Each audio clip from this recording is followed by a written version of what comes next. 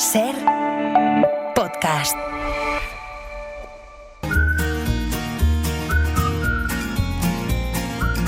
Hoy por Hoy Magazine.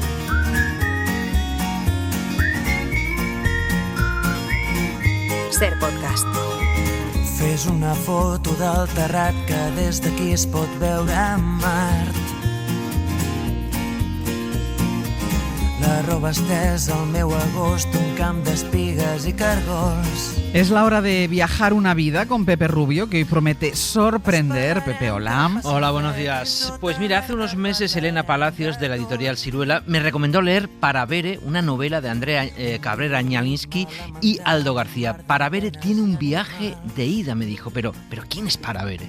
María Mestayer, conocida como la Marquesa de Paravere, que es un seudónimo porque ella no era noble, es una gastrónoma española que llegó a la cocina porque quería retener a su marido. ¿Cómo es eso de que quería retener a su marido? Bueno, para entenderlo hay que irse al Bilbao de finales del 19, principios del 20. Paravere, que todavía era María, era hija de diplomático francés y nieta del banquero bilbaíno Carlos Jaquet, y se casa con el abogado Ramón Echagüe, aficionado a la buena cocina de la casi ya bicentenaria Sociedad Bilbaína. María Jesús Cava, historiadora y autora de Bilbao, Avatares de la Historia, y José Antonio Echagüe, nieto de María Mestayer de Echagüe, Marquesa de Paravere. Y es, claro, la élite, es la aristocracia, es la gran burguesía la que frecuenta sus salones y sus fogones. Y bueno, sea leyenda o no, se dice que hasta el marido de la Paravere prefería inicialmente ir a comer a la bilbaína antes que ir a casa. Pues que estaba acostumbrado a comer bien, ¿no? Como hija de diplomáticos, te puedes imaginar que ella había participado en lo que hoy llamaríamos catering de alto nivel y cosas por el estilo. Pero en meterse, digamos, en cocina, pues lo hizo por su marido, para que no se me fuese de casa. Y luego, claro, se aficionó mucho, empezó a escribir cosas sobre ello, a dar conferencias. Pero ¿cómo pasa María Mestayer de Echagüe, la Marquesa de Paravere, de la excusa de retener al marido a ser experta en gastronomía? Primero le ayuda su posición social y su formación. Andrea Cabrera Ñaliński y Aldo García, autores de Paravere. Pudo acceder a los mejores restaurantes, pudo tratar de tú a los grandes cocineros de la época. Eso, si no hubiera tenido esas posibilidades, hubiera sido imposible, ¿no? Esas posibilidades económicas, me refiero. Y por otro lado, viene de una familia muy culta, entonces pudo estudiar, pudo leer mucha historia, literatura. En ese sentido, fue un trampolín. Sí, era políglota, o sea, hablaba varios idiomas.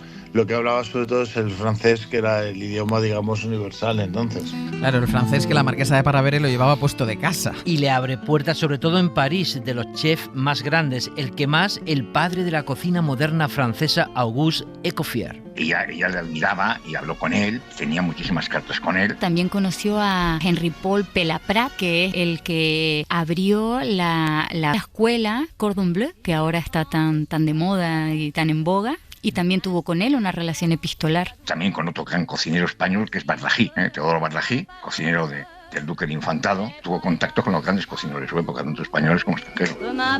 ¿Y dónde conoce la Marquesa de Paravere al mítico Auguste Escoffier? Pues en el Hotel Ritz de París, donde el padre de la gastronomía moderna fue cocinero. Vicent Batalla, corresponsal de la SER en París. Escoffier y César Ritz crearon en el cambio del siglo XIX al XX la gran hotelería de lujo con sus restaurantes a los que acudía la aristocracia europea y los más célebres artistas. El secreto de Escoffier fue aprovechar los productos de la tierra franceses para convertirlos en platos especiales copiados luego por todo el continente y profesionalizar la cocina para que todo se hiciera en tiempo, cantidad y calidad suficientes. Por ejemplo, cuando revolucionó la organización de la cocina del Ritz de París en 1898 al instalar un horno a lo largo con placas ignífugas y un sistema centralizado de envío, unos platos y una organización que allí en la céntrica Plaza Vendôme de París conoció en primera persona María Mestayer, ya que tenía contacto directo con Escocia. ¿Y qué hacía la Marquesa de Paravere con toda esa información? Pues María Mestayer era una esponja y siempre iba apuntando en su libreta, siempre. Y lo primero con lo que alcanza la fama es con sus columnas y libros de receta. Es pionera en traducir la alta cocina para que la entiendan en todas las casas. Andrea Cabrera Ñaliński y Aldo García. Y no solo traducía el lenguaje, ¿no?, el idioma, sino los tecnicismos, porque lo que se dio cuenta cuando ella empieza a interesarse por este mundo es que las recetas están escritas de una manera muy técnica. Entonces las mujeres tanto del servicio como las amas de casa, que eran las que en aquellos momentos alimentaban al país fundamentalmente, les costaba entenderlas. Entonces ella empieza a traducir ese tipo de recetas a un lenguaje, digamos, más común, porque lo que pretendía es que cualquier persona que la pudiera leer entendiera lo que tenía que ir haciendo. Entonces la marquesa de Paravere es la primera que hace libros de recetas. De recetas, de trucos, de buenas maneras. Hay mucho publicado que se puede encontrar perfectamente. José Antonio Echagüe, nieto de la marquesa.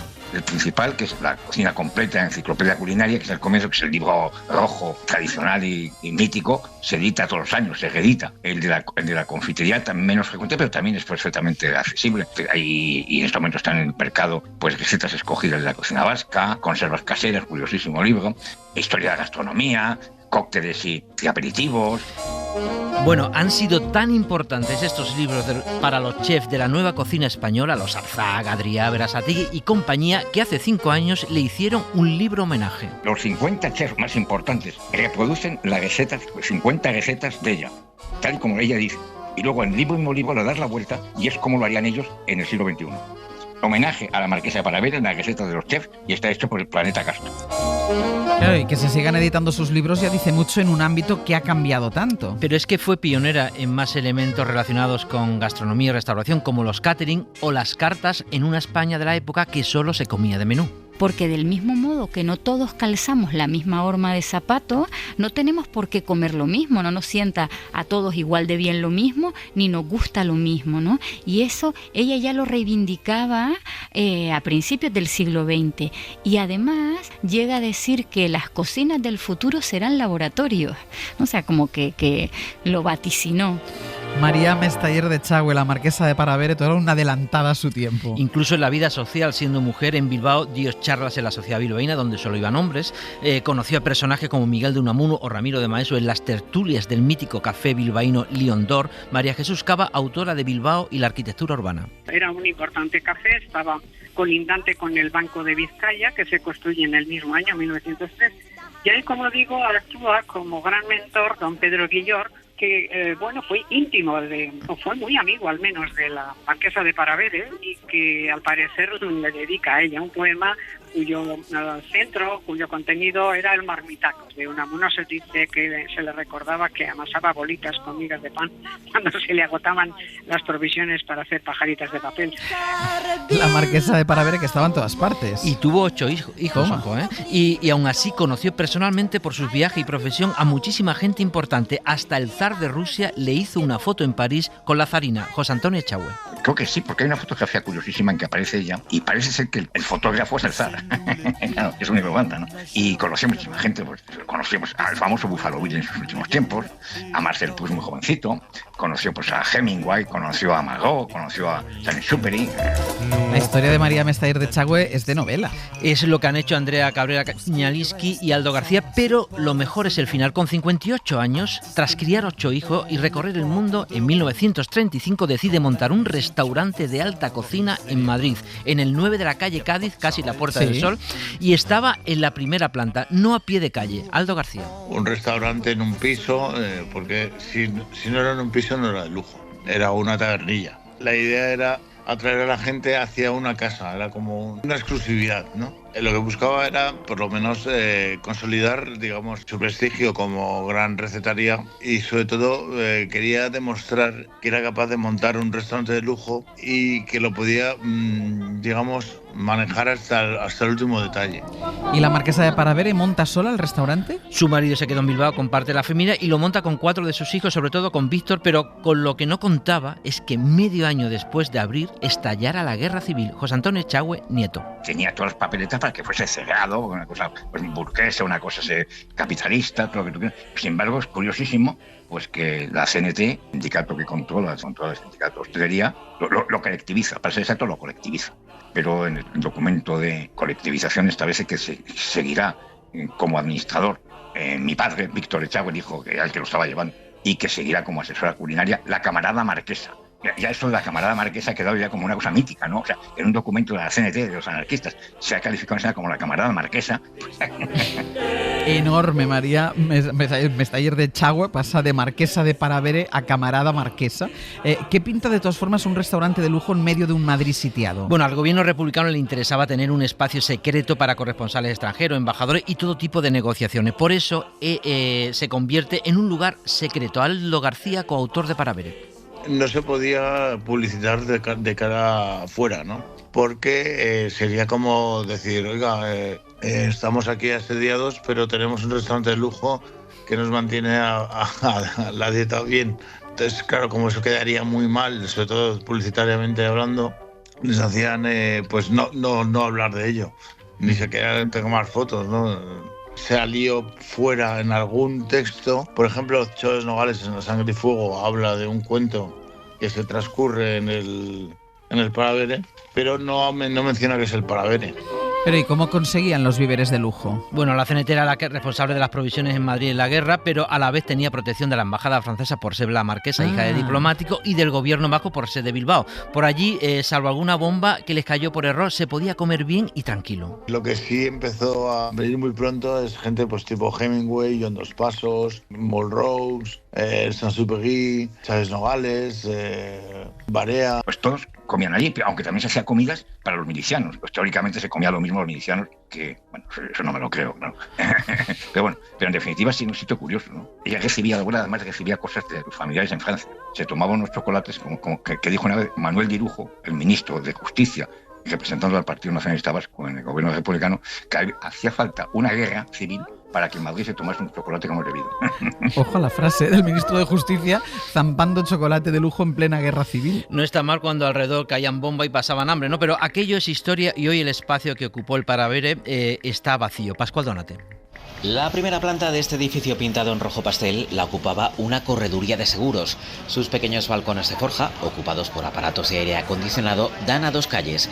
La más sombreada es la calle Cádiz, un pasaje peatonal corto y estrecho lleno de restaurantes para turistas.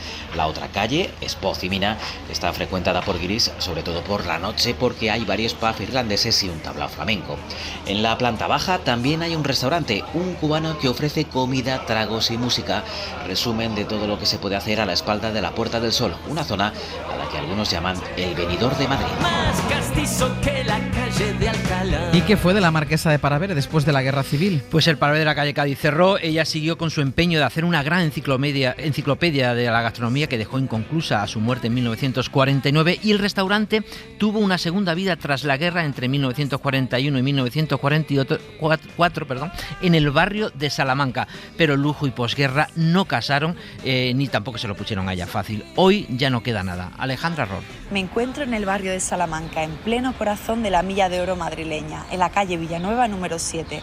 Hoy el lugar que ocupaba el restaurante Paravere es una exclusiva tienda de alfombras entre un restaurante italiano y una taquería mexicana, y en un entorno de numerosas tiendas de lujo, entre los grandes ejes que son las calles de Serrano y Velázquez, y a pocos metros de la Puerta de Alcalá y el Parque del Retiro, donde la marquesa de Paravere se dio buenos paseos en aquellos años. Ahí está viendo pasar el tiempo, la Puerta de Alcalá.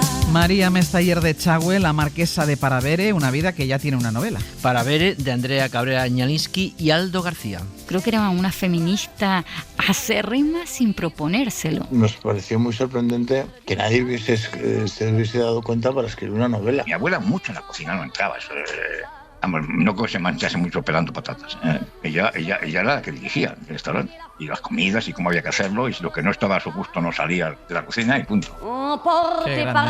Muy buena historia, Pepe. Gracias. Venga, hasta luego. Para no perderte ningún episodio, síguenos en la aplicación o la web de la SER, Podium Podcast o tu plataforma de audio favorita.